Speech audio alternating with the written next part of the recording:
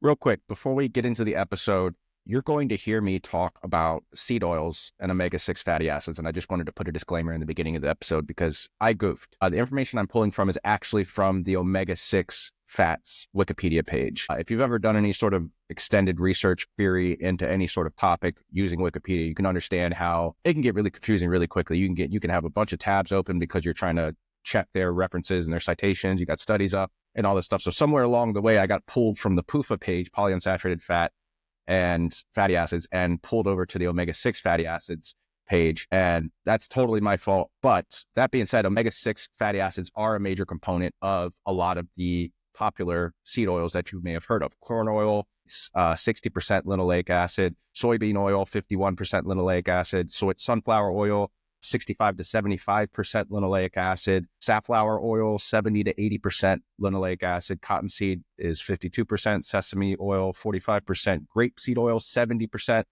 And so I still think that there's a lot of value to be gained from this episode in terms of how to sort of filter through Wikipedia and, critically analyze the claims that they're making and learning how to look at confidence intervals and break that stuff down. But just keep in the back of your mind that this is being pulled from omega-6 fatty acids, which are a component of seed oils, but not seed oils directly. I already am working on a separate segment for both the PUFA Wikipedia, polyunsaturated fatty acids, and the separate seed oils Wikipedia too, doing the same process that I used in this episode, going through the citations, at seeing what really do these studies say, looking at the confidence intervals and all that stuff. So stay tuned for that. And I'm sorry for the confusion if there is any, but I really do think you're going to get a lot of value from this. And I hope that you enjoy this video. So with that out of the way, I appreciate you, and on to the episode. So the FDA has banned red dye 3. I wasn't originally going to weigh in on this. I just sort of made a social media post about it because I was excited. But I changed my mind because I've noticed that the reception of this, while it should be good, it is largely mixed, which is a little confusing to me. The decision is the first decision of its kind in over 30 years. And I think if we can have a situation where we're able to ban very simple, singled out chemicals that are potentially causing cancer, we should do so. And there are people that are saying, well, you use this level of evidence to make this decision, but there's no logical consistency about using that level of evidence for other products. So I'm going to get into why that's not exactly true. Different things. So red dye 3 is just a chemical compound. It's very simple. It's very easy to single it out and take it out of our food and drinks. Whereas something like saturated fat, you have to imagine how many different industries does saturated fat affect? How many different foods? It doesn't just affect meat, right? You have saturated fat in vegetables as well. And so to compare the two is not exactly, you're being a little disingenuous there, but we'll get into that. I'm also going to be getting into seed oils today. So I've never weighed in on seed oils. I'm very careful to reserve judgment on seed oils because I think that there is evidence in both directions, and it's a very complicated and tricky topic. And I still haven't made my mind up, and I've fallen victim to kind of just assuming some people had the right opinion, some people that I've learned to trust over the years. But I'm going to sort of take you through the journey that I'm going on. And so you can see what I'm looking at, why I'm looking at it, how am I thinking about it? And yeah, at the end of it, I'm still not going to make a decision. I'm just going to kind of tell you where I'm leaning, what direction I'm leaning in. But my hope is that by you seeing what process I'm using to go through it, you can in turn use a similar process to help you wade through the waters of misinformation. I also want to talk about depression and anxiety, and a notable trend that I noticed in 2024, a lot of different articles talking about an uptick and anxiety and depression and all that. And so I definitely want to talk about that. And I also want to offer some steps that people that have something like depression can take to start to make some powerful habit change. Depression is a very hard condition to live with. It can be really paralyzing. And so I suffered from depression a long time ago, and, it can be really hard to start to embark on a journey of health and fitness when you're going through depression, because everything just seems so large. Everything is just grandiose. And so it's really important to go through some very specific steps to start to move towards a healthier and happier you.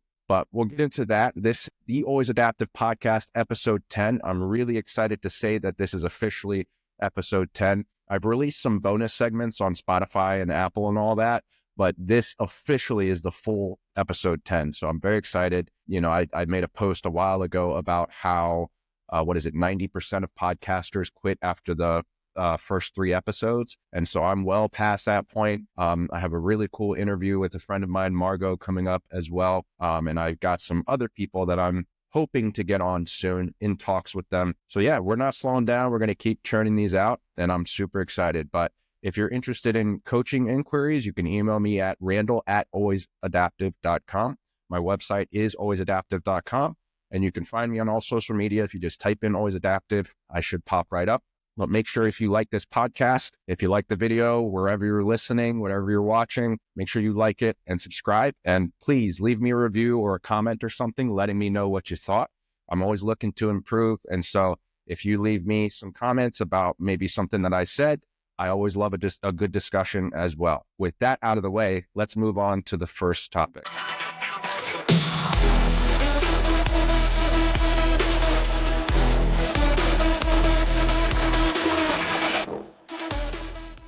Let's talk about the red dye 3 ban. So the FDA revokes authorization of the use of red dye 3 based on the Delaney clause of the Federal Food, Drug, and Cosmetic Act that prohibits authorization of a food additive or color additive if it's been found to induce cancer in humans or animals. Very important, that animals part. I'm going to leave a link to this PDF in the description or the show notes. So that way, if you want to dig into it for yourself, this is based off of Appendix D, parts 1 through 3 of the petition to ban it.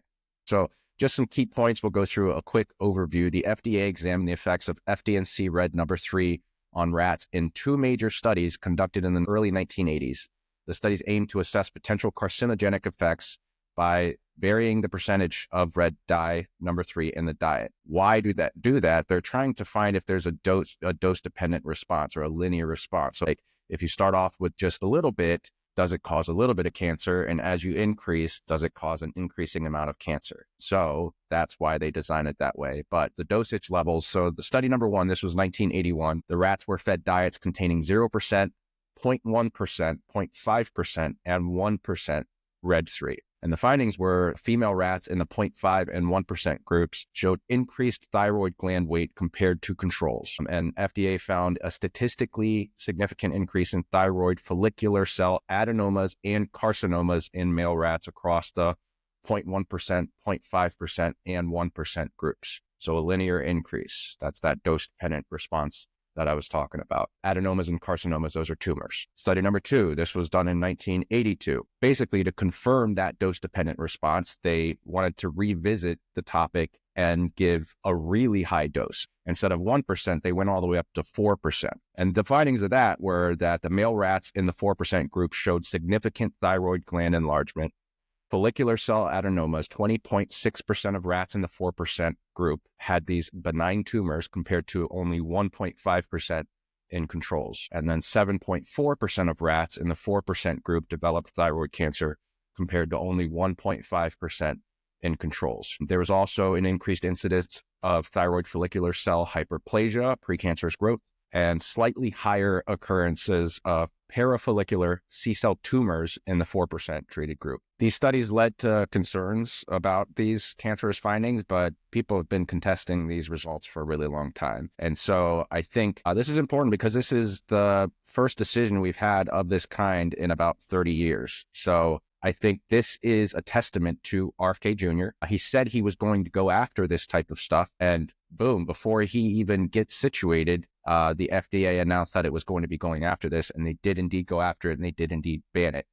So I think this is a really good thing. And the reason why I think this is a really good thing is I am coaching currently a 13-year-old boy. And, having a discussion with a 13-year-old boy about food and trying to convince them to do the things that I'm doing, that's a very difficult discussion. And it takes a lot of strategizing and being gentle with the situation, because he's 13, right? And it's hard for me sometimes because he's really tall. He's almost as tall as I am. He's a big kid. And sometimes I forget that he's 13. But because he's that age, what were you eating when you were 13 years old?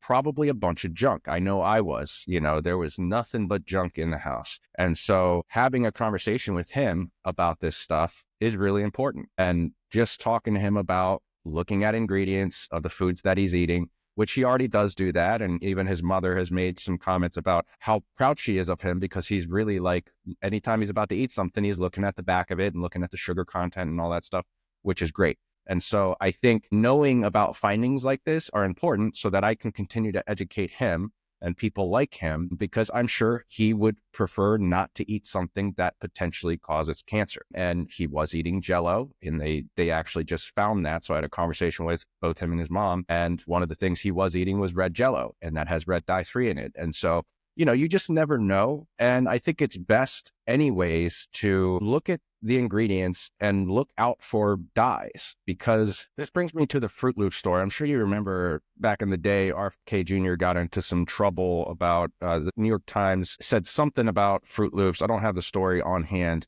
but one of my followers on Instagram was saying, who's claiming that Fruit Loops are healthy anyway? Because the story was that Canada uses fruits and vegetables for their food coloring, as opposed to America using artificial chemicals, colors, and a different chemical for freshness, GMB or GHB, something like that. I can't remember it off the top of my head. But anyway, so he says, who's claiming that Fruit Loops are healthy anyway? And in his bio, he had, quote, supporter of rights for the systemically underserved people of the world. And I think that the people that are upset about this, they are forgetting those people, that exact population, the systemically underserved people of the world. Because time and time again, I see people saying, well, you shouldn't be eating food that has dyes in it anyway. Okay, well, one, you got to remember kids. Kids are going to eat anything. I mean, Liam loves Flaming Hot Cheetos. There's all kinds of different things that he eats that have artificial coloring in it. Maybe not red dye-3, but who knows? It could come out a couple of years from now that red 40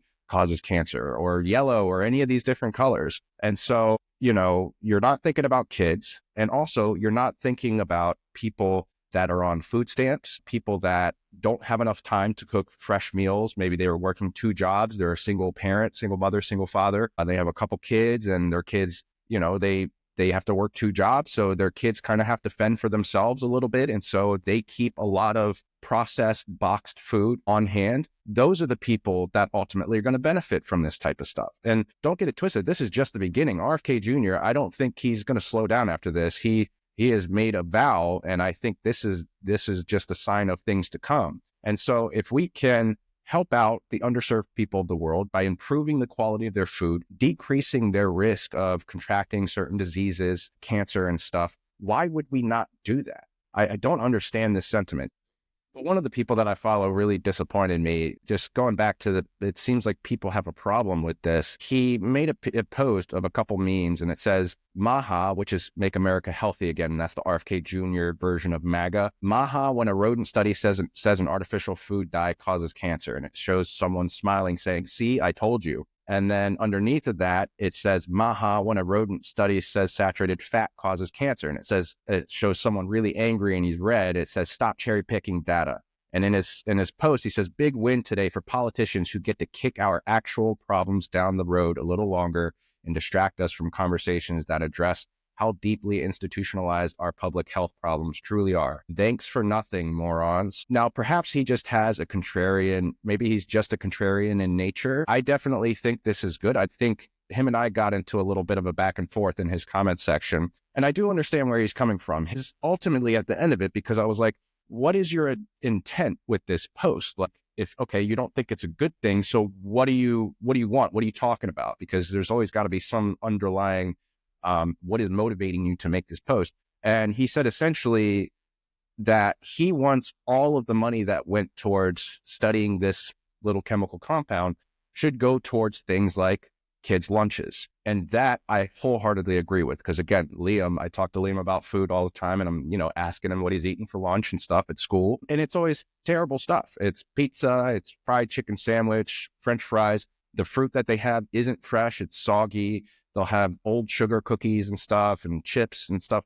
It's just terrible. And so I agree with him that, the attention should be placed to those types of issues as well. But I think we can do both. I mean, this didn't take much. The studies were already there, and we're always going to do studies on different chemical compounds anyways. I mean, these studies were done in the 1980s. So if the studies are already done, and as soon as RFK Jr. is about to step into the cabinet, this decision is made, to me, that seemed really easy. All it took was just a little bit of pressure. RFK Jr. was just like, hey, I'm coming after you. And they're like, snap. And they banned the chemical. Now, the meme that he posted, it showed a picture of the United States and it says U.S. obesity rate by state. And it's like all the different colors of the different states. And then it shows the same map and it says obesity if we ban all artificial colors. And he's insinuating there that banning red dye 3 isn't going to change the obesity epidemic in the country.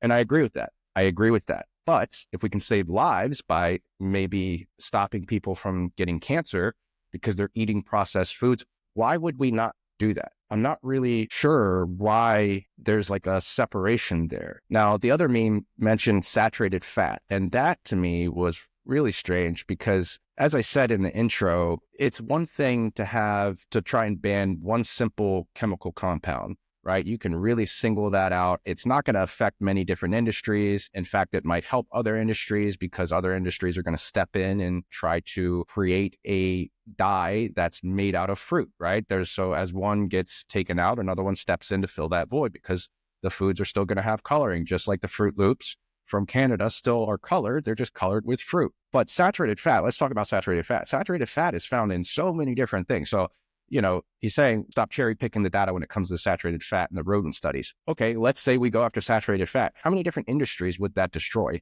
How many different foods would that take off of the menu?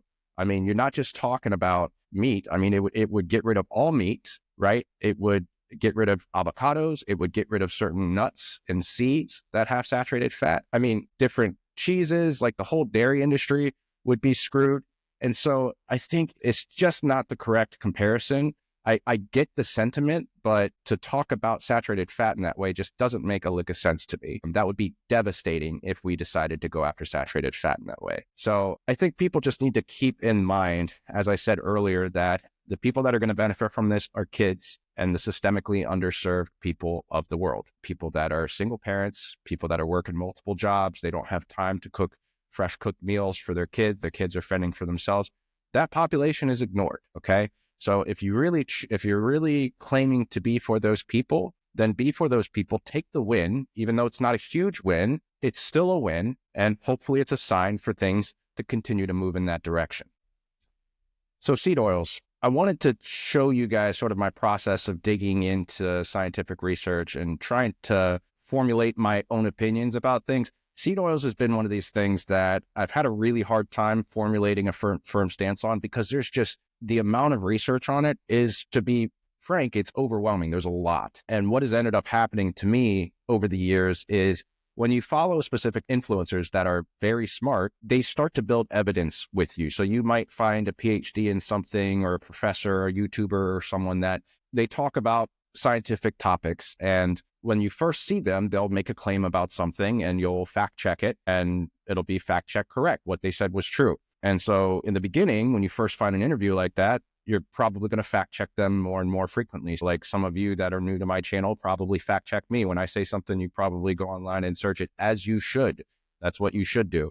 But what ends up happening, and that's what certainly happened to me, is as they are fact checked correct, you lose the urge to fact check them. And so you might only fact check 50% of what they say. And then you might only fact check 20%, then 10%. And you see where I'm going with this. And so I've fallen victim to this with a few different people, but just an example, there's a guy named Lane Norton. He's a PhD in protein metabolism, I believe. I could be wrong on that, but I've been following him for a really long time, probably 10 years or so. And so I've watched him debate all kinds of different people. He's great at debating. He's evidence-based. He always brings studies. He always cites studies. And I respect people that debate a lot. I respect people that are willing to hit the trenches, call the BS that's, on YouTube and all this stuff, and actually go out there and fight the good fight. And so over time, as he's been correct, I've sort of backed off of fact-checking him on various things.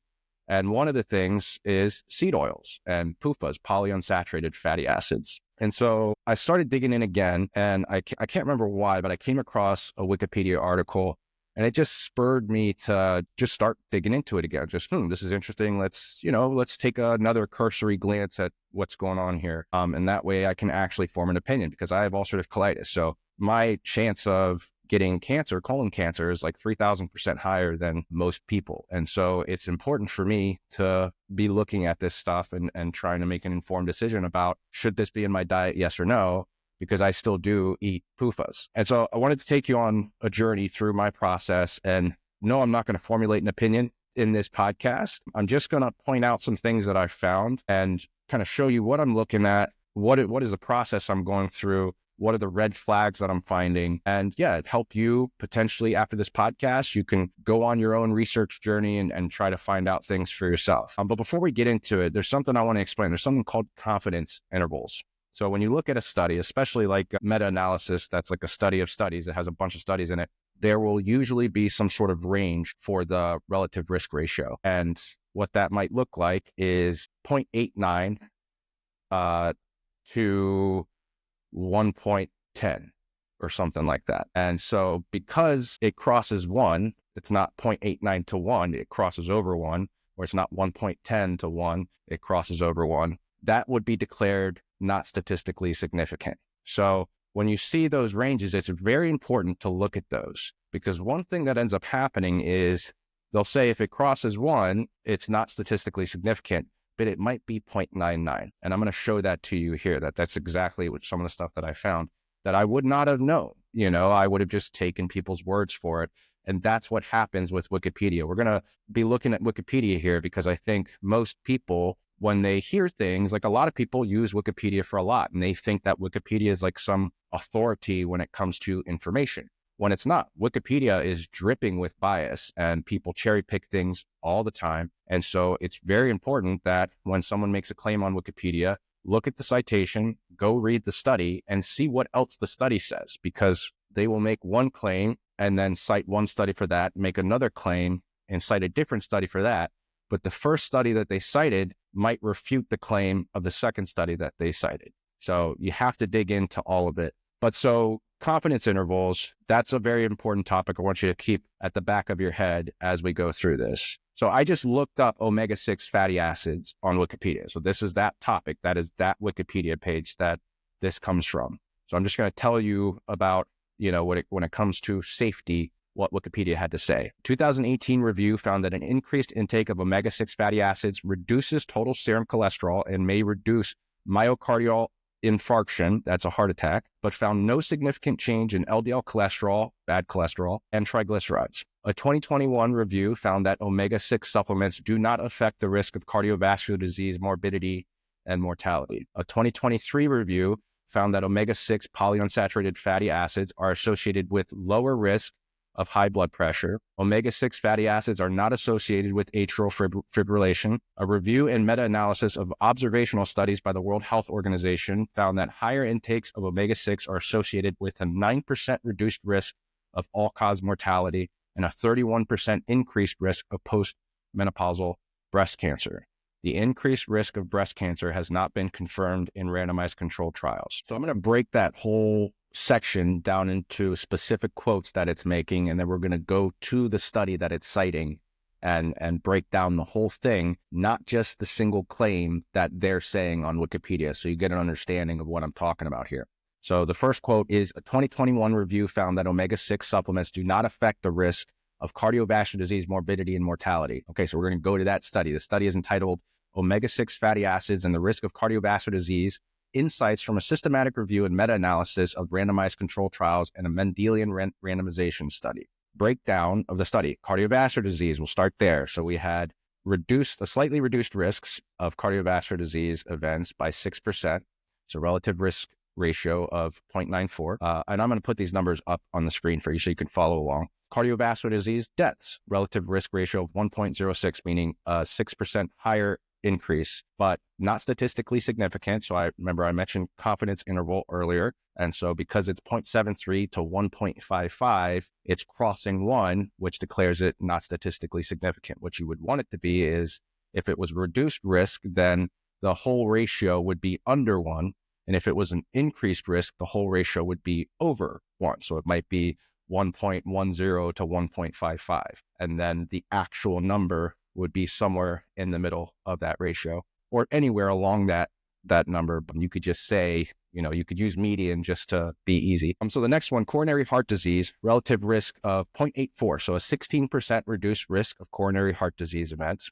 But the confidence interval, again, means it's not statistically significant. Myocardial infarction, so heart attack, relative risk of 0.87, so a 13% reduced risk.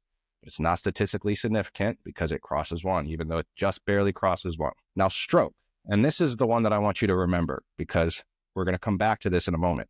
Relative risk of 1.36, meaning a 36% higher risk. And you can see that the confidence interval is massive. Now, what that's typically indicative of is there are some outlier studies, and it could be any number of reasons as to why they found what they found. But along the way in this meta-analysis, 1 or 2 or 3 studies found a really high risk of stroke. And so when you plug that in, it's going to create a massive confidence interval like this. But this one is huge. So 0.407, I mean, that's pretty crazy. Now, that 36% number, I want you to remember that because we're gonna come back to that.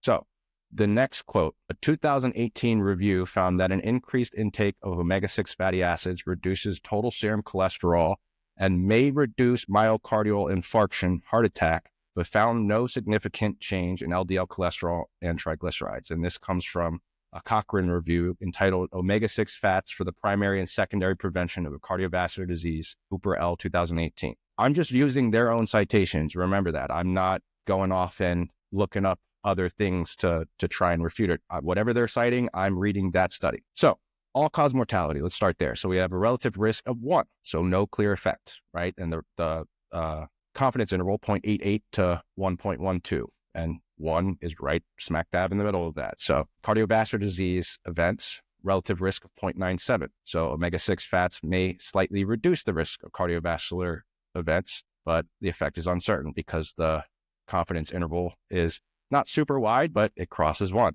Cardiovascular disease mortality, relative risk of 1.09. So a 9% higher risk of dying from cardiovascular disease, not statistically significant because it crosses 1. Coronary heart disease events, relative risk of 0.88, confidence interval 0.66 to 1.17. Again, not statistically significant. Major adverse cardiac and cerebrovascular events. So remember, they said in the Wikipedia article, may reduce myocardial infarction, heart attack. Now, the relative risk of that was 0.84, but the evidence is very weak because it crosses that 1. So the confidence interval is 0.59 to 1.20. So because of that, it's not declared statistically significant. Stroke. So you remember that 36% from the previous study. Relative risk for stroke in this study, 36%.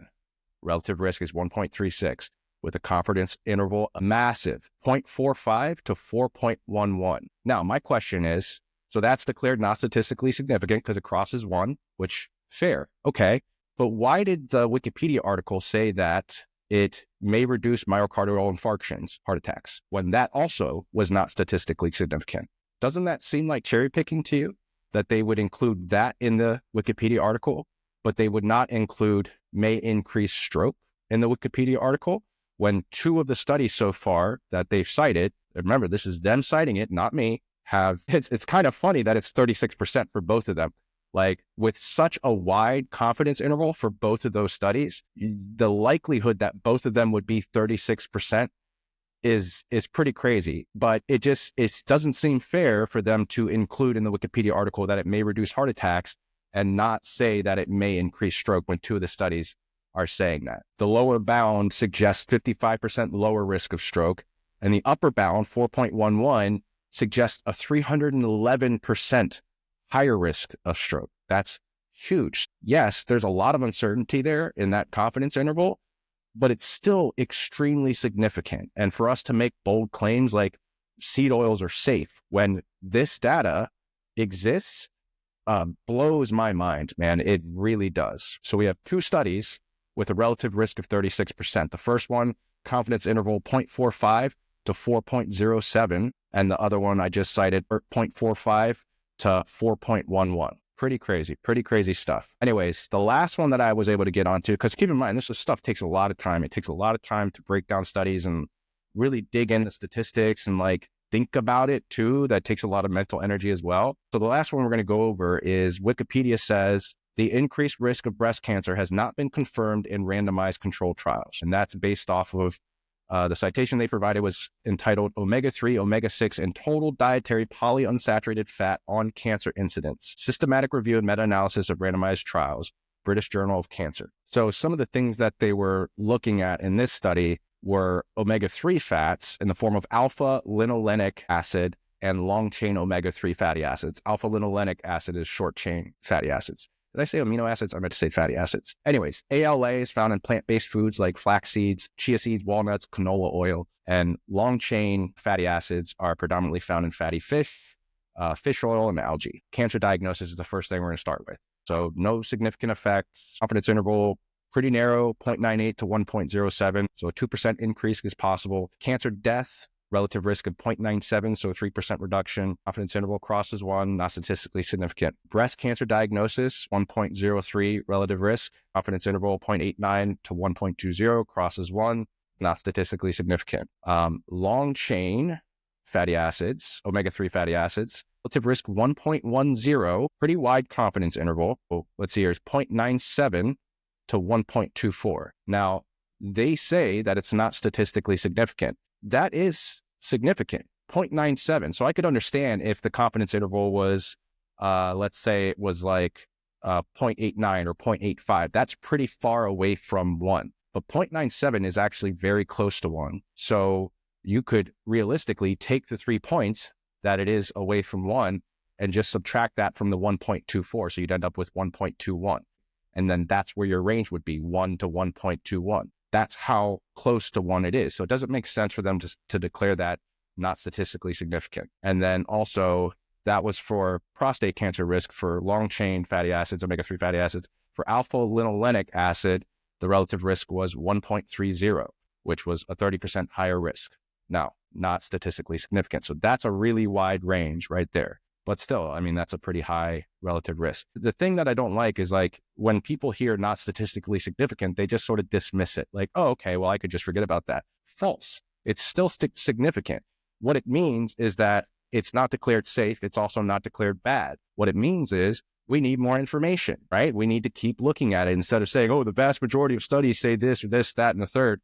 You know, like it's not true. Okay, so effects of total PUFA. So this is looking at polyunsaturated fatty acids in the blood serum. Cancer diagnosis. Relative risk, 1.19. Now, this one bothered me a lot because I mentioned earlier 0.97 being very close to 1, meaning that it's not statistically significant. Well, for this one, the confidence interval was 0.99 to 1.42, meaning because and they said it's not statistically significant. 0.99 is 1 point away from 1. So again, if you subtract that from how far away it is from 1, I subtract that from the end point of it, it would be 1.41. So you'd be left off with 1 to 1.41. That's a huge risk. So it's a 19% higher risk of being diagnosed with cancer. 1 extra case for every 125 people consuming high doses of PUFA. Now, also keep that in mind that some of these studies, this is also why there might be some outliers. Some of the studies were feeding people really high amounts of polyunsaturated fats. And some of them would be like, it would be really difficult for you to get that much PUFAs in your diet. And that's kind of like the same issue that people take with like the aspartame and the cancer relationship, how like in order for you to get that much aspartame in your diet, you'd need to drink like 80 Cokes or something like that. But it's still important information. We still need to take note of it and not just dismiss things and say, oh, it's not statistically significant, because 0.99 is very statistically significant. And 1.42, that's not a very wide range, to be honest with you, especially if the vast majority of it would be above 1. Cancer death, relative risk 1.10, a confidence interval 0.48 to 2.49, 10% higher risk of dying from cancer. Wide confidence interval, that one sort of makes sense to me. It's not as close to being over 1 as some of the other ones. Now, I think the key takeaway here is, well, at least I hope for you that what you've taken away from this is your ability to look at confidence intervals and sort of understand what they mean now and how not to just dismiss whenever a study says not statistically significant, because they can say that doesn't mean it's true. And Wikipedia might say something that doesn't mean Wikipedia is true. So it's really important to dig into what exactly are they citing And sometimes you'll find as well, Wikipedia is not actually citing a study at all. It might be a news article. It might be a Harvard article or something like that. And there's no study attached to it. So you have to be careful about that as well. But I wanted to weigh in on this. Another reason was I saw a video, and the people that it really bothers me now, the people on social media resort to ad hominem attacks. They make fun of people. They call people stupid. And so I saw this video where this guy was responding to a Paul Saladino clip. Paul Saladino is the carnivore guy. He popularized carnivore. He was on Joe Rogan. Ever since then, he just blew up, skyrocketed. And rightfully so. He's really smart. Again, he's another person that debates. Him and actually Lane Norton have debated. Really interesting stuff. They debated on the Power, can't remember Mark Bell's Powercast or something like that is what it's called. But anyways, so I'm going to play this video and then we'll talk about it. Guys, listen to how ridiculous this is. You go to McDonald's, that is a metabolic toxin. You are actively poisoning yourself. If you have been eating McDonald's and lots of seed oils your whole life, if you stop today, it takes you potentially 4+ years to fully recycle the membranes of all the cells in your body. Oh my goodness, where do we even start? I feel so bad for those of you guys that don't have a background in nutrition or physiology, because this shit can be so confusing. There's so much bad information online, and it's practically impossible for you to know what's true and what's not. But don't worry, that's what I'm here for. Seed oils are a metabolic toxin. That, my friends, is a made-up term by Mr. Paul Salading-Dong. It can take you up to 4 years to recycle all of the membranes of your cells if you've been eating seed oils on a regular basis your whole life. There is zero science to support this. Your body's constantly regenerating cells, and the rate of regeneration depends on the type of cell. Gut cells renew every 2 to 5 days. Skin cells renew every 2 to 4 weeks. And red blood cells renew every 120 days or so. I don't know how Paul can sit there with a straight face nonetheless and say that it will take 4 years for the membranes of your cells to regenerate and not provide any scientific evidence. And last but not least, guys, this one might piss you off, but it shouldn't. Seed oils are not toxic. They just aren't. Anyone that remotely understands science knows that the overarching amount of research shows that they're completely safe. And you can go in the comments and hate on me for saying that if you want, but you're just exposing the fact that you have half a brain. So first of all, I know I said I don't like to, resort to ad hominem attacks, but that guy has a really punchable face. But it's just the ad hominem against Paul Saladino, calling Paul Salading-Dong and saying, people that believe otherwise are stupid. Again, he's saying something that's so affirmative, it's so definitive, and that's what I can't stand. I try to have a very nuanced take on all the things that I'm talking about. And even with this, I'm still reserving my right to not even form an opinion just yet. This was just stuff that stuck out to me about how Wikipedia will say one thing, but if you really dig into what they're citing, there's a lot of information there, and they're just cherry picking the one thing that, benefits what their claim is. And so there's too many people online these days talking matter-of-factly about things like this guy, this doctor, and I think that's the problem. So yes, he's right that red blood cells takes about 120 days, skin cells 28 days, but you're leaving out skeletal muscle cells. Years to decades is how long that takes. Cardiac muscle cells, 0.5 to 1% replaced per year.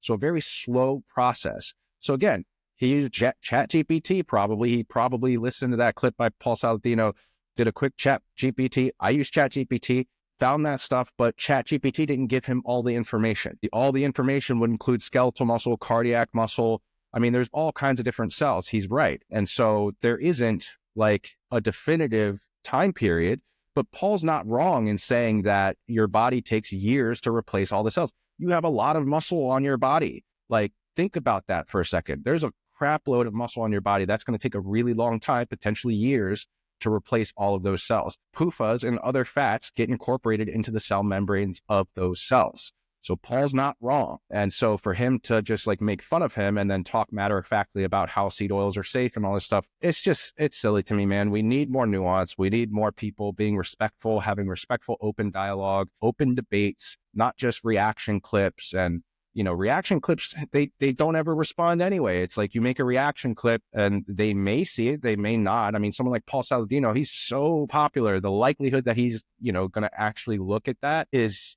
very low. But those are my thoughts, my total thoughts on seed oils. I think I'm leaning in the direction of being super cautious, because even if there's a chance, a really huge likelihood that there's like a risk of stroke or something, that's something to pay attention to. I'm really big on cardiovascular health, heart health. And so if there are things that are increasing my risk of stroke, I'm going to be wary of them. But I also don't think that they are the devil that so many other people would think that they are. And this is also why it's important to look at outcome data versus mechanistic data. The proposed mechanisms are there for PUFAs, the oxidative stress, the seed oils going rancid, the heating of seed oils, like if you cook them at high temperatures, breaks down the molecular bonds and all this stuff. And so like that stuff can be there, but there's also studies that look at outcomes. And when you look at outcomes, there's some protective effects. But hey, as we just discussed, there's also some negative effects as well. So we have to look at all of it together. So the last topic I want to talk about is depression and anxiety trends. Now, before I dive into this, first let me say, if you or someone you know is struggling with depression and you're having suicidal thoughts, please talk to someone. Please reach out. I know it's hard. I struggled with depression for a really long time when I was younger, and I didn't tell people about it. I just kind of did my thing and struggled alone. But there are hotlines that you can talk. You can dial 988 in the US. It's a suicide and crisis lifeline. You can text home to 741-741. It's a crisis text line. Veterans crisis line, if you dial 988 and press 1, or text 838-255. There's so many of these different hotlines that you can reach out to, and there's different ones for different scenarios. You don't have to go it alone. Ever since the pandemic, there has been a really concerning trend of just a dramatic increase in mental health disorders, especially in the US. And it seemed like 2024, it was just article after article after article. I was expecting, as the pandemic sort of died down a little bit, that you would see some of these trends reverse, come back down, but it's just not happening. So just a few articles that I'm talking about here. So the American Psychiatric Association's 2024 mental health poll reveals that 43% of U.S. adults feel more anxious than the previous year, up from 37% in 2023. This is from psychiatry.org. Another one, this is a November 2024 report, highlights that nearly 1 in 5 adults reported anxiety issues in 2022, an increase from 15.6% in 2019. Depression rates also rose from 18.5% to 21.4% during the same period, with young adults experiencing the most significant increases. That's from usnews.com. The Atlantic in August 2024 discusses the escalating mental health crisis among American adolescents and young adults, noting that 38% of individuals aged 12 to 26 have been diagnosed with anxiety or depression. Excessive social media use and a lack of meaning in life are cited as contributing factors. And then last but not least, we have from the Times, workplace stress among young women. Recent piece highlights that a third of workers aged 18 to 24 were signed off work last year due to mental health reasons, compared to only 1 in 10 workers aged 55 and above. So it's clear that this is affecting younger folks. I and many others have been advocating for health and fitness as a means of improving your mental health disorders, reducing your anxiety, improving your depression. And there's been sort of like this fight back against it. And it's strange because I and many others are not, well, there are people out there that are saying that you should not be taking antidepressant medications. I'm not in that bucket. I think an antidepressant is a temporary tool that you should use to allow you to do the things that you need to do, like exercise, like changing your diet. If someone's depressed, the likelihood that they're going to make a home-cooked meal is very slim to none. So you use the antidepressant to give you the energy, to give you the motivation, to improve your mood, to allow you to do the things that long-term are going to improve your situation, and then you taper off of the antidepressant. Just to talk about dispensing trends. So this is from 2016 to 2022. There was a 66.3% increase. The monthly antidepressant dispensing rate rose from 2,575.9 to 4,284.8 between January 2016 and December 2022. That's huge. Trends before COVID, antidepressant dispensing increased steadily at 17 prescriptions per month. And then after COVID, the pandemic introduced a slope increase of 10.8 additional prescriptions per month, resulting in antidepressant dispensing increasing 63.5% faster compared to pre-pandemic period. So a lot going on there. I mean, we have increased prescriptions, increased rates of depression, all this stuff. And so I just want to go through some studies, and I'm not going to go through these like in depth like I did with the seed oil stuff, but you can choose to look these up. I hope you do, because the evidence is there. If you're still one of those people that are sort of on the fence, like, oh, well, exercise doesn't do anything for depression, or exercise doesn't do anything for anxiety, I hate to break it to you. Well, actually, I love to break it to you, but you're wrong. And it does. And the evidence for it is strong. There's a lot of evidence out there. And so I'm just going to tell you the name of the study, and you can go look it up for yourself. And hopefully with what I've provided to you about the seed oils and the confidence intervals, now you're better equipped, at least a little bit, to sort of look at some of these numbers and understand what they even mean. But the first one, we're going to talk about exercise and depression first. The SMILE trial from 2007, study published in Psychosomatic Medicine by Blumenthal et al., adults with major depressive disorder. The intervention compared aerobic exercise, antidepressants, and a combination of both over 16 weeks. And the results were exercise was as effective as sertraline in reducing depressive symptoms, and combination therapy offered no additional benefit compared to either intervention alone. Exercise alone matched the efficacy of antidepressants for mild to moderate major depressive disorder, MDD. Cochrane Review. So this is 2013 meta-analysis of 39 studies involving exercise as a treatment for depression. Exercise had a significant positive effect on reducing depressive symptoms compared to no treatment. The effects of exercise were comparable to those of antidepressants and psychotherapy in several trials. Some trials had methodological limitations, small sample size, etc. The TREAD study, 2011, published in the Journal of Psychiatric Research by Trivedi et al. Adults with persistent depressive symptoms despite antidepressants, intervention, moderate and high intensity exercise regimens. The results were both regimens led to significant reductions in depressive symptoms. High intensity exercise showed slightly greater improvements. So the harder you work out, the better your results will be. Takeaway, exercise is a viable augmentation strategy for individuals not fully responding to antidepressants. Lancet, major publications, is a psychiatry study of 2018, observational study of 1.2 million U.S. adults examining the relationship between exercise and mental health. The findings were regular exercise was associated with 43% fewer days of poor mental health per month. Team sports, cycling, and aerobic activities were particularly beneficial. Exercise has broad mental health benefits and is protective against depression. So that's depression. Let's get into anxiety. So several studies have looked at the effects of exercise and anxiety. So let's see here. We have number one, a comprehensive review published in the British Journal of Sports Medicine analyzed 97 reviews encompassing 1,039 trials and 128,000 participants. The study concluded that physical activity is 1.5 times more effective than counseling or leading medications in alleviating symptoms of depression, anxiety, and psychological distress. Let me just repeat that one more time. The study concluded that physical activity is 1.5 times more effective than counseling or leading medications in alleviating symptoms of depression, anxiety, and psychological distress. Then we have a systematic review published in the British Journal of Sports Medicine investigated the treatment effects of exercise compared with other treatments for anxiety disorders. The review included randomized controlled trials and found that exercise can significantly reduce anxiety symptoms,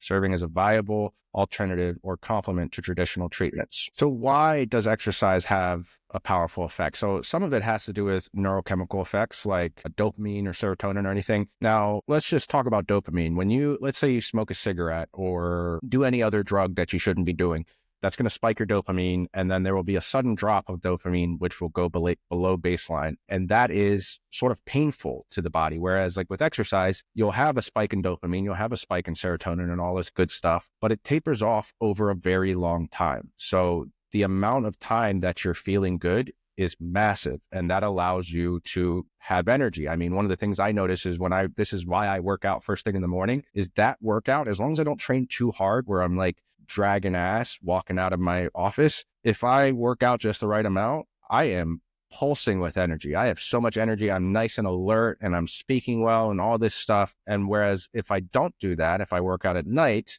that gives me energy at night and sometimes messes with my sleep. So I would recommend if someone's going to work out, they should do it in the morning. I think that is a better time, or at least midday. But the fact that those neurochemicals taper off so slowly is super beneficial for mood regulation and things like that. But you also get things like stress reduction. So exercise reduces cortisol, which that will make you feel good, which will also improve your sleep quality. And sleep quality we know is important for reducing inflammation of the brain, which there's been some research talking about how a lot of mental disorders can be tied to a little bit of neuroinflammation.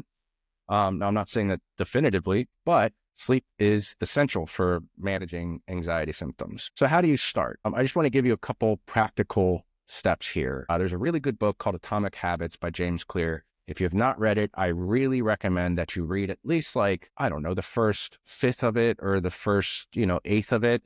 Read some of it. The first few chapters are amazing. And one of the things that I got from it that always stuck to me were the different cycles we go through with different habits. So if you have a behavior that's become automatic, it's due to 4 things: a cue, craving, a response, and a reward. And James Clear's method of intervening with that is to change those 4 things about it. So if you're trying to create a good habit, your cue would be make it obvious so that the cue is like you actually notice it. Make it attractive. So you see these lights in my office that I'm always using. That makes my desk more attractive, which makes me in turn enjoy being here in this environment a lot better. Make it easy. So make it easily accessible. You don't want to put a bunch of barriers in front of it, because if you do, you're not going to do the thing. And then make it satisfying. So you have to reward yourself whenever you do something good. And then how to break a habit is make it invisible. That's getting rid of the cue. Make it unattractive, getting rid of the craving. Make it difficult, getting rid of the response, and then make it unsatisfying. So no reward. Now, what I really recommend is breaking up your goal of working out into really small, actionable steps. And this is something that he talks about in the book. He tells a story about how there's someone that, I can't remember the characters exactly, and I'm probably going to butcher this, so apologies beforehand, but there's someone that wants to go to the gym to work out, and he tells the person, well, go, but don't work out. And the idea there is that you're going just as sort of like a placeholder habit where, yeah, you can go there and you might not work out the first few times. And then after that, you might go to the gym and then you might walk in and then walk out and leave. And you might go there and then walk in, do some push-ups, walk out and leave. But the idea there is that you're constantly showing up. You keep showing up. You're building up that habit in your nervous system. You're making it automatic, and then you'll start to crave it, But step 1 is, if you do not use your calendar, use your calendar. And I constantly ask some of the people that I just start working with in the beginning if they use their calendar. And a lot of times the answer is no. And you should. If you don't have a specific day and time that you're going to do something, then you're not going to do it. Or the likelihood that you're going to do it is greatly decreased. So be as specific as possible. If you say you're going to do something, even if it's something small, put it in your calendar for this day at this time. If someone tells me that they're going to, do a 30-minute walk, and I'm like, when are you going to do it? They say Wednesday. When are you going to do it Wednesday? I don't know. I'm not sure. They're not going to do it. But if they tell me I'm going to do it Wednesday at 2:30 p.m., great. I have confidence that they're actually going to do it. Schedule in your calendar 10 minutes to sit at a desk and decide what your options are for exercise to begin with. Is it a local gym? Is it at-home calisthenics, yoga? Do you have some dusty dumbbells or a kettlebell or something in your home that you can dust off? Step 1 is sit down and figure that out.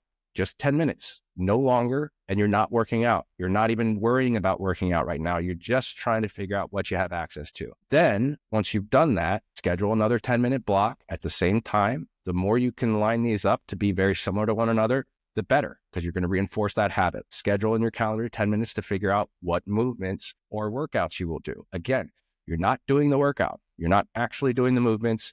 You're just trying to plan. 10 minutes, no more. And it might not even take you 10 minutes. You might just be able to figure out a few exercises, because to be honest with you, most people do too much when they first start exercising, and you don't need to do that much. For strength training, 3 to 4 different exercises, 2 to 3 times a week. That's really all it takes. It does not take much more than that. And then just take a lot of walks. Step 3, schedule 10 minutes to clean up an area if you will be doing this at home. If the area is very cluttered, then schedule multiple sessions, but 10 minutes, and just keep showing up.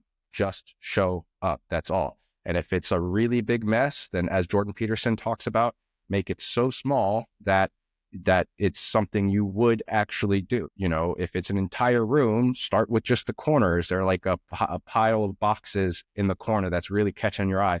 Just start there and just tell yourself, I'm going to do that. And then you do that one thing, you get some momentum going, and then you schedule your next 10 minutes that you come in. And some of these 10 minutes might be in the same day. If you're like working from home and you have a schedule that's not too busy, then you could do 10 minutes in the morning, 10 minutes in the evening, and just before you know it, you have a totally clean room, and all it took was just 10 minutes here and there. You're already building up momentum by this point. Step 4, set a day and time to show up for the workout. Drive to the gym is your main goal if you're going to be working out at the gym, but you're not working out. If at home, sit in the room that you will be working out in. Whatever you do in there is fine. I don't care. You could read a book if you like to read, if that's your jam, a magazine. Just go in the room and set a time make it the same time each time. And then finally, step 5 is actually do the workout, set the time, a similar time that you've been setting it for a 10-minute workout, and then keep showing up, increase the amount of time. And hopefully by that time, you've built some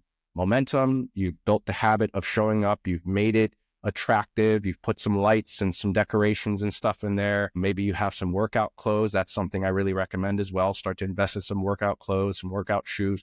Make yourself look good. If you look good, you feel good. But that's just like a really simplified way of breaking it down into 10-minute chunks to help you just even get started in the first place.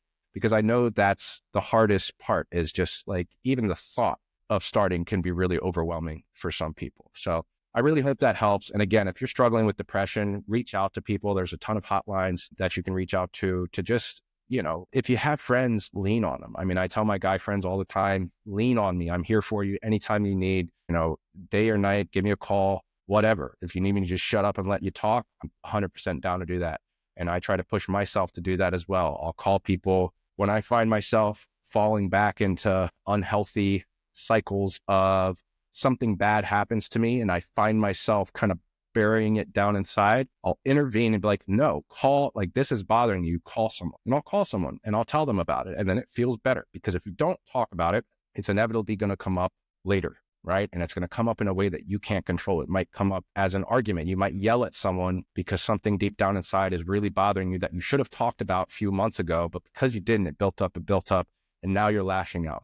But anyways, again, I hope that helps. This is the Always Adaptive podcast. If you're still here, I really appreciate you sticking around for the whole thing. And if you got any value from this, any value at all, then let me know in the comments down below. Leave a like, leave a review. I really appreciate that. It does a lot for the podcast. It's a very new podcast. It's a new endeavor.